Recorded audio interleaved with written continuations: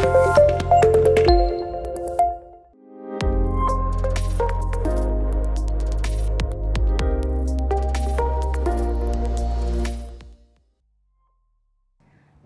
kalau perusahaan properti komersial gimana?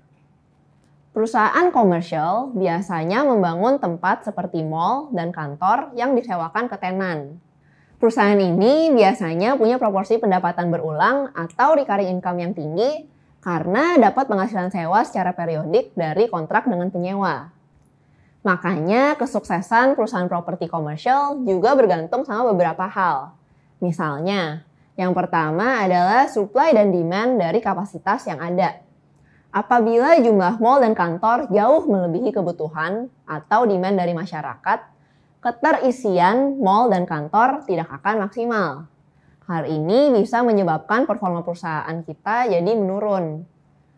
Kamu bisa melihat laporan yang dipublikasikan oleh perusahaan-perusahaan seperti Colliers dan Cushman & Wakefield untuk mengetahui kondisi supply demand untuk office dan mall tersebut. Yang kedua, portofolio bisnis. Penting bagi kamu untuk melihat portofolio bisnis dari perusahaan yang sedang kamu analisa.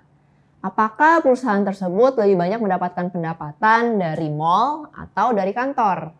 Hal ini perlu dilihat karena mall dan kantor masing-masing memiliki driver demand dan rental rate yang berbeda. Dan yang ketiga ada occupancy rate.